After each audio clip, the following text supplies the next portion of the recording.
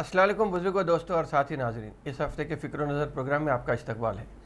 सभी लोग जानते हैं कि कोविड ने जिस तरह पूरी दुनिया में जो धूम मचाई है, उसमें लोगों के आपसी ताल्लुक़ात में काफ़ी ज़्यादा फ़र्क पड़ा है।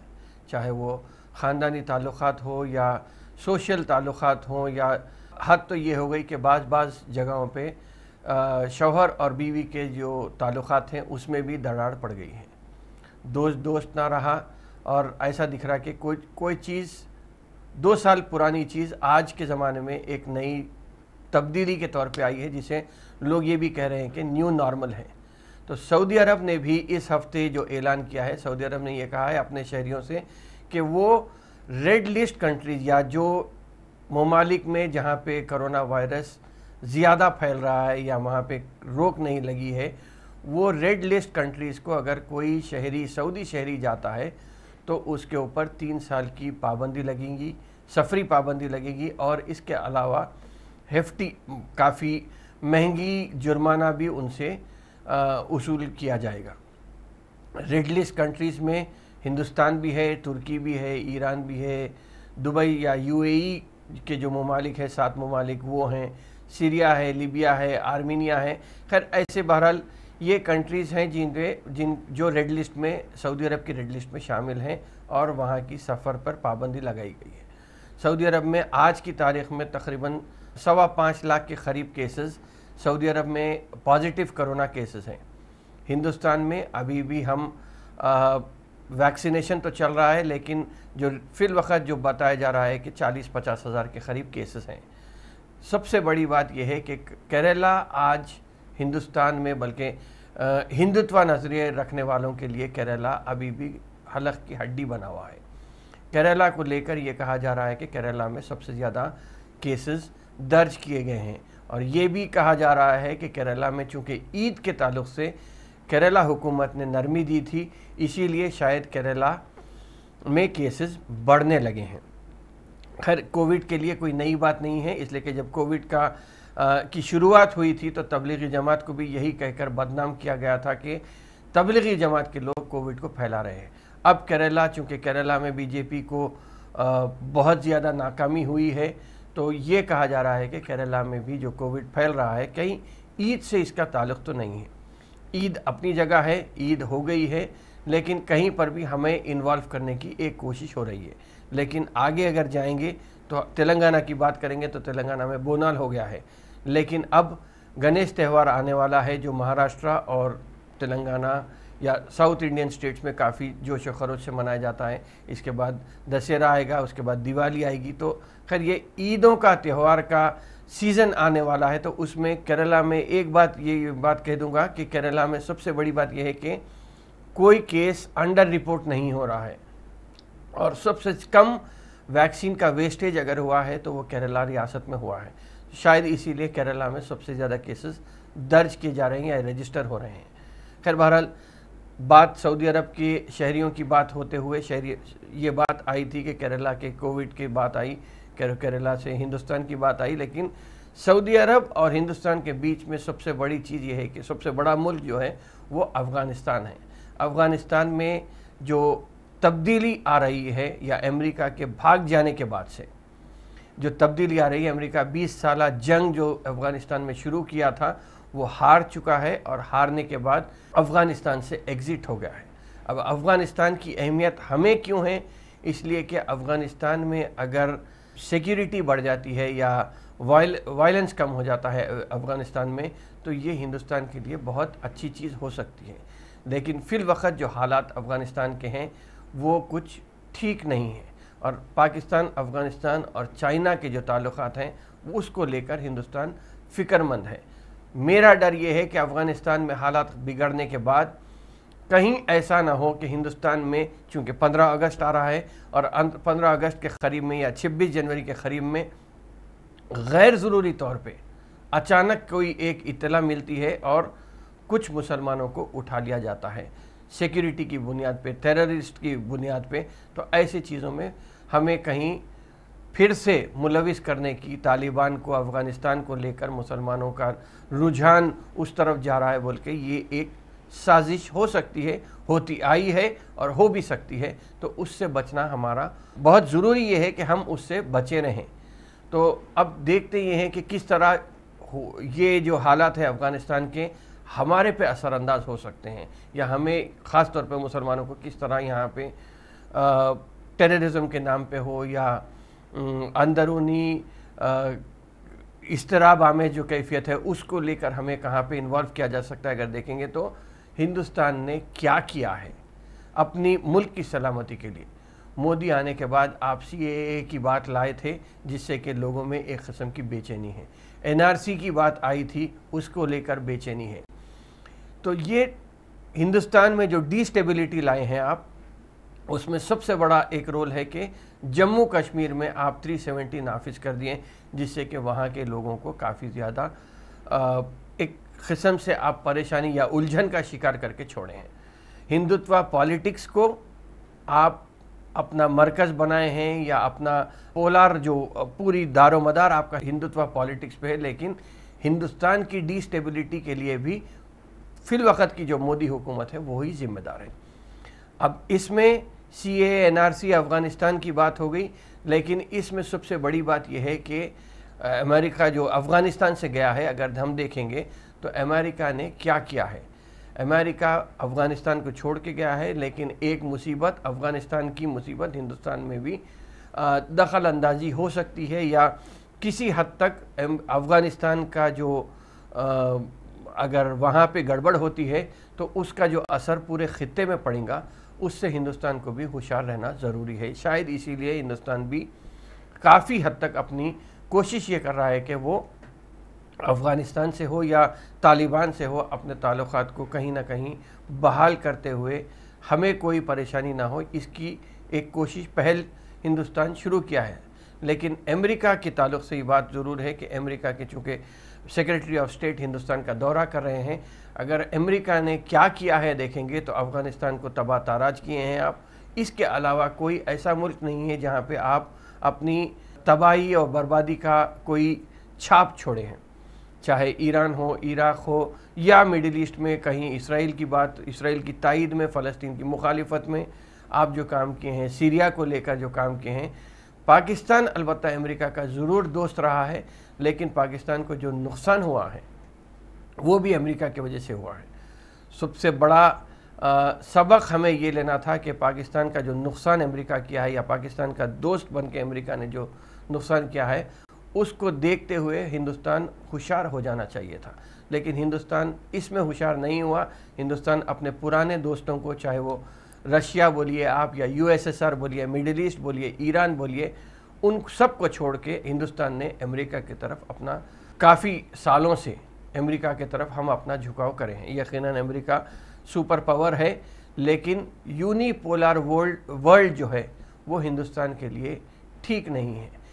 رشیا کے ختم ہونے کے بعد امریکہ ایک فی الوقت پوری دنیا کا چوکیدار بن کے اپنی لاٹھی گھما رہا ہے۔ آپ پولیس والا بولیے یا چوکیدار بولیے، چوکیدار بولنا بہتر ہے کہ چونکہ لاٹھی جس طریقے سے گھما رہا ہے امریکہ، وہ سب کے لیے ایک درد سر بنا ہوا ہے۔ اینٹنی بلکن یا امریکہ کی جو بات ہے اس میں ایک بات ضرور اچھی ہے امریکہ کی، کہ وہ ہیومن رائٹس کے اوپر، چاہے وہ اینیمل رائٹس ہو، ہیومن رائٹس ہو، ہر چیز کی، سول رائٹس کی بات بھی اگر کریں گے تو امریکہ اس میں کافی حد تک اپنے شہریوں کو لے کر پوری دنیا کے لیے بھی، جو پولیس والی کی بات ہے یا چوکیدار کی لاٹھی گھمانے کی بات ہے، پوری دنیا میں وہ بھی یہ چاہتا ہے کہ ہیومن رائٹس کا استحصال نہ ہو۔ تو امریکہ کے جو سیکریٹری آف اسٹیٹ ہے اینٹنی بلنکن، وہ ہندوستان کے دورے پہ ہیں، اور انہوں نے یقیناً افغانستان کے تعلق سے جو شبہات یا جو ڈر ظاہر کیا ہے، ہندوستان بھی وہ چیز کو مانتا ہے کہ افغانستان ایسا نہ ہو کہ پوری دنیا میں یکا تنہا ہو کے رہ جائے اور وہاں کے حالات قابو میں نہ آئیں۔ اس کا ڈر ضرور ہمیں بھی ہے، امریکہ کو بھی یہ بات ہے، لیکن امریکہ جو ہندوستان کے دورے میں جو بات آئی تھی اینٹنی بلنکن کی، وہ سب سے بڑی بات یہ ہے کہ انہوں نے یہ کہا کہ آپ کی حکومت میں، ہندوستان کی حکومت میں ہر ایک کی آواز کو جگہ ملنی چاہیے۔ فی الوقت جو مودی حکومت کہیں پہ अखबारात की आवाज़ को दबाने की कोशिश कर रही है, तो कभी सिविल राइट्स एक्टिविस्ट को दबाने की कोशिश कर रही है, एडवोकेट्स को दबाने की कोशिश कर रही है। अब हद तो ये है कि पेगासस के ज़रिए हर एक की बात सुनने की भी जो कोशिश हो रही है, आहिस्ता आहिस्ता एक ही वार में मैं समझता हूँ कि सेक्रेटरी ऑफ स्टेट ने ये ज़रूर कह दिया है कि आप जो कर रहे हैं, चाहे वो CAA के नाम पे हो, NRC के नाम पे हो, क्रिश्चियनिटी को दबाने के नाम पे हो, हिंदुत्व को बढ़ावा देने की बात है, या आर्टिकल 370 की बात है, ये सब चीज़ को आप उसके साथ अगर आप इंसाफ करते हैं तो ये सही रहेगा। तो ये एक पैगाम जो दे के गए हैं सेक्रेटरी ऑफ स्टेट, ये बहुत इम्पॉर्टेंट है। सबसे बड़ी बात यह है कि एक ही गोली से उन्होंने इन सब पे निशाना अपना साथ दिया है, सबको घायल करके छोड़ के चले गए। बाज़ लोग कमला हैरिस के वाइस प्रेसिडेंट बनने के बाद भी जो भक्त लोग हैं, इसलिए कि भक्त को तो कोई दिखता नहीं, अंधा भक्त होता है, तो उसने कमला हैरिस के वाइस प्रेसिडेंट बनने पे काफ़ी जोश और खरोश जश्न भी मनाए थे। लेकिन कमला हैरिस की बात जहाँ तक है, या वाइस प्रेसिडेंट जो होती हैं जो बाइडन की, कमला हैरिस, उनके जो ख़यालात है जम्मू कश्मीर को लेके, उससे मैं समझता हूँ कि हिंदुस्तान को तकलीफ़ ज़रूर होगी। लेकिन भक्त है कि जब कमला हैरिस का नाम आया तो समझे कि वो भी भक्त के नज़रिया रखने वाली है, उनके उसके ताल्लुक़ से भी उन्होंने जश्न मनाना शुरू कर दिया था। खैर, इन सब की बात में सबसे अहम बात यह है कि क्रिश्चियंस की जान और माल की बात है। तो आज ये बात कही जा रही है कि हिंदुत्व नज़रिए के लोग ये बात कह चुके हैं कि 7 लाख रुपए अगर एक चर्च को तबाह करने के और या एक फादर को मारने के लिए उन्होंने कुछ रकम मुकर्रर की है, जो कि ऐसा होने वाला है या कुछ इलाक़ों में चल रहा भी है, तो उसको एक अपनी निशाना बना के सेक्रेटरी ऑफ स्टेट ये बात कह के चले गए हैं। बात यह है कि इन सब के अलावा पार्लियामेंट में,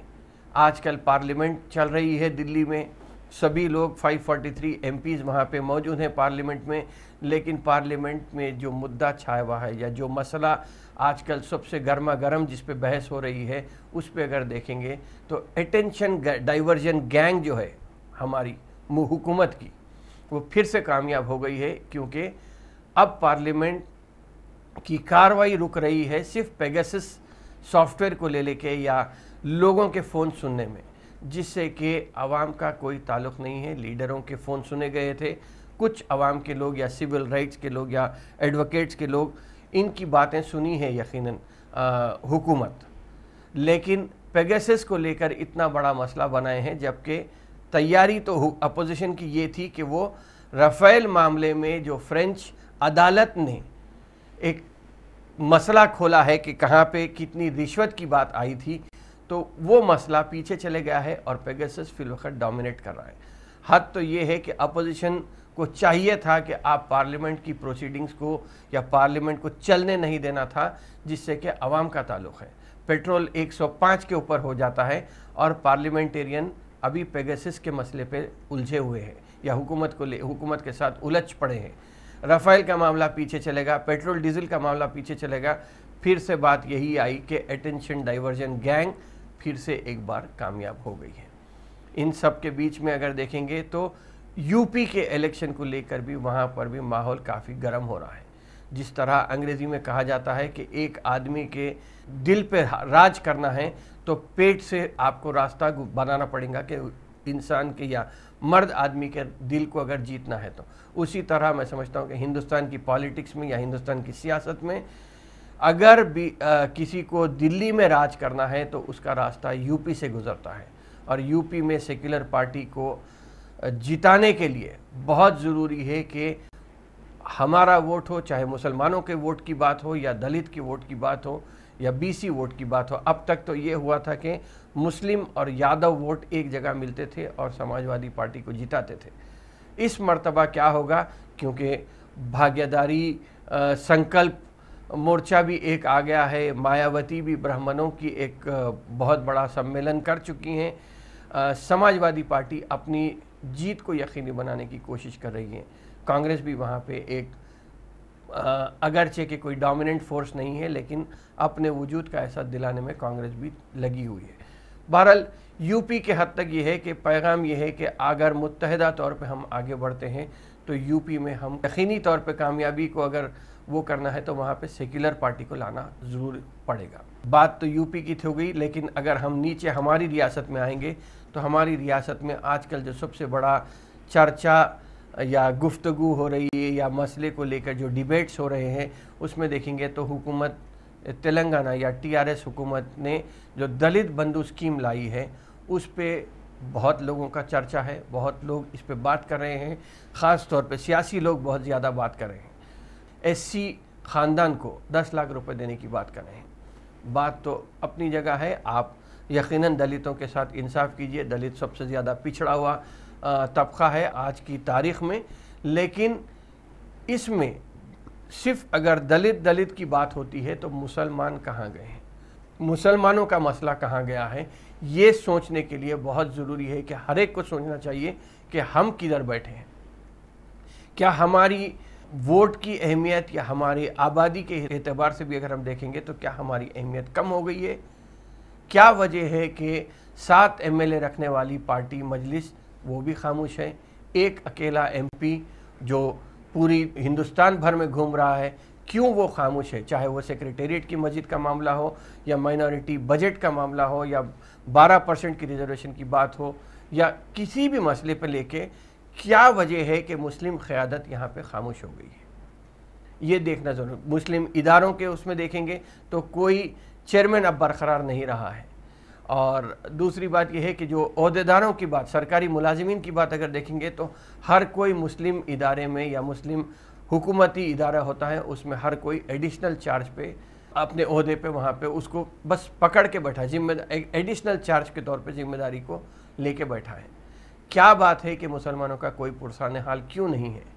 एक एमएलए है टीआरएस का, वो भी मुसलमान असेंबली में,